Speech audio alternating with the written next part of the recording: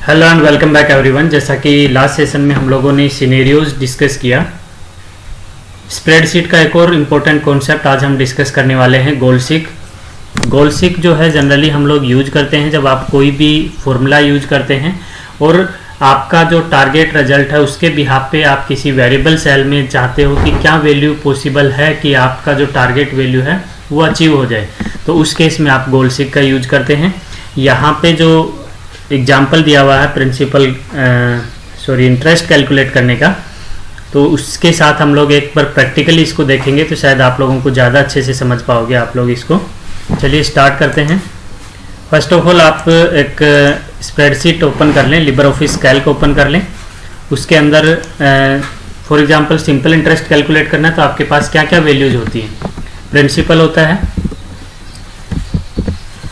Rate of interest, time and then आप calculate करते हैं SI, simple interest.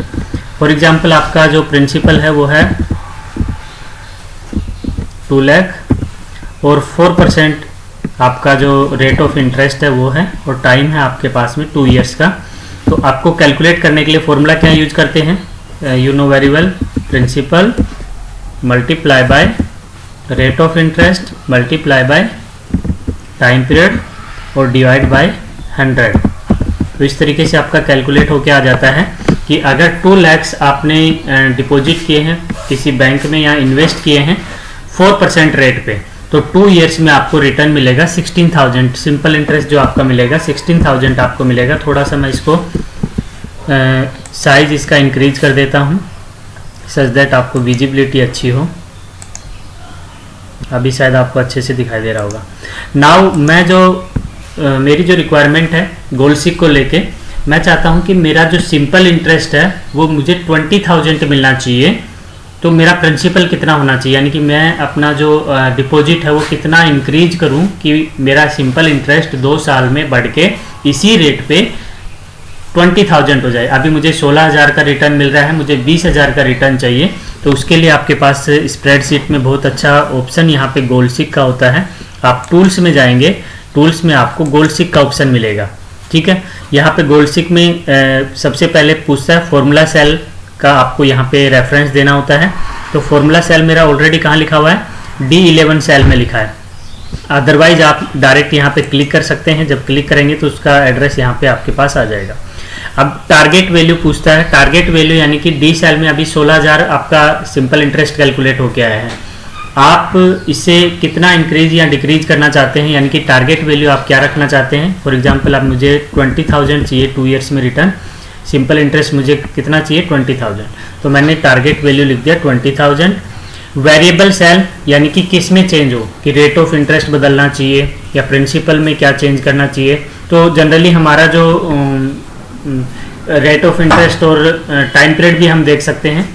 Rate of interest generally bank या investors define करते हैं, बट हम अपना डिपॉजिट जो है, प्रिंसिपल जो है वो चेंज कर सकते हैं, उस पर हमारा कंट्रोल है। तो हम वेरिएबल सेल में प्रिंसिपल को रख लेते हैं, जो इसकी सेल का एड्रेस है D8, वो हमने लिख दिया और ओके बटन पे क्लिक करेंगे तो यहाँ पे ये आपको शो कर देता है कि आपका चेंज होकर रिजल्ट कितना हो गया, ये हो गया है। यस करेंगे तो वो यहाँ पे इंसर्ट हो जाएगा। देखिए 20,000 आपका सिंपल इंटरेस्ट के लिए आपको कितना इन्वेस्ट करना पड़ेगा, 2,50,000, 2.5 लाख आपको जो है इन्वेस्ट करना पड़ेगा एज ए प्रिंसिपल। 4% रेट पे, टाइम पीरियड आपका 2 साल ही रहेगा और आपको सिंपल इंटरेस्ट मिल पाएगा 20,000। इसी तरीके से आप गोलसीक की हेल्प से चेक कर सकते हो कि 20,000 की बजाय अगर आपको 2 साल में 30,000 का रिटर्न चाहिए तो कितना अमाउंट आपको डिपॉजिट करना होगा। ठीक है, ये तो एक सिंपल सा हुआ। और एक अच्छे एग्जाम्पल से हम इसको समझने की कोशिश करते हैं गोलसीक को। ये टेबल मैंने ऑलरेडी पहले ही बना ली सच दैट हमारा जो डेटा एंट्री में है उसमें टाइम वेस्ट ना हो। ठीक है, यहाँ पे देखिए मैंने क्या किया है, जो आप सब्जेक्ट्स पढ़ रहे हैं, Hindi, English, math, science, social science और IT, उनके डिफरेंट मार्क्स हैं पीरियोडिक टेस्ट के, फर्स्ट के, सेकंड के, मिड टर्म के और फाइनल टर्म के। ये आउट ऑफ 100 मार्क्स हैं। सो मैंने यहाँ पे क्या किया है, फाइनल टर्म के अभी एग्जाम्स नहीं हुए हैं यहाँ पे, इसीलिए मैंने स्कोर नहीं दिया है। नाउ मैं क्या चाहता हूँ कि मेरा जो टोटल ये आ रहा है 58.25% मैंने कैलकुलेट किया फॉर्मूला से, सभी सेल्स का सम करके डिवाइड बाय 4, तो मेरा परसेंटेज बन रहा है 58.25। बट मैं चाहता हूं कि मुझे डिस्टिंक्शन मिले मेरे सब्जेक्ट में, तो डिस्टिंक्शन के लिए तो मुझे 75% चाहिए। तो अगर आप डिस्टिंक्शन लाना चाहते हो तो फाइनल टर्म का एग्जाम नहीं हुआ है तो उसमें आपको कितने मार्क्स रिक्वायर्ड होंगे, यानी कि फाइनल टर्म में आपको कितने नंबर आए कि आपको डिस्टिंक्शन मिल जाए।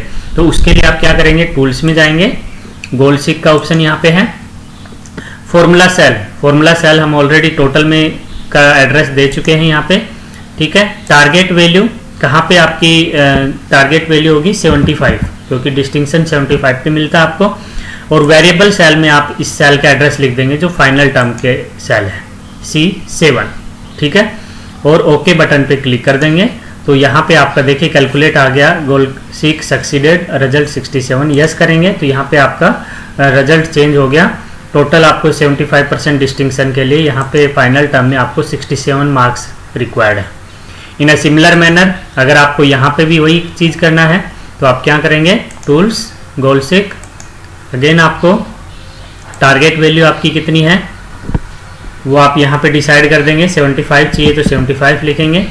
वेरिएबल सेल आपकी अगेन फाइनल टर्म है, ओके करेंगे तो ये आपका रिजल्ट आएगा 143, यानी कि आपका जो है 75% के लिए आपको 100 से ज़्यादा मार्क्स चाहिए, जो कि पॉसिबल नहीं है, ये भी हमें पता चल गया, डिस्टिंक्शन नहीं आ सकती इसमें, ठीक है।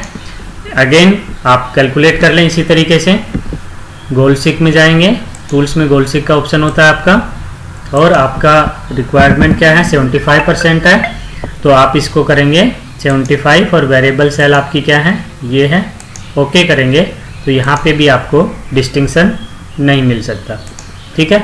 इन अ सिमिलर मैनर आप यहाँ पे भी कैलकुलेट कर सकते हैं, टूल्स, गोल सीक, आपको क्या रिक्वायर्ड है 75, वेरिएबल सेल आपकी अब की बार क्या है ये है, ओके कर देंगे, ठीक है। 120 नोट एलिजिबल, ठीक है। तो ये आपका तरीका है गोल सीक को यूज करने का। टारगेट सेल अगेन आपका 75 है और वेरिएबल सेल आपकी क्या है इस बार G7 है, ठीक है। तो जहाँ पे भी आपको सॉरी 100 से कम मार्क्स आपकी रिक्वायरमेंट है वो आप फुलफिल कर सकते हैं गोल सीक की हेल्प से।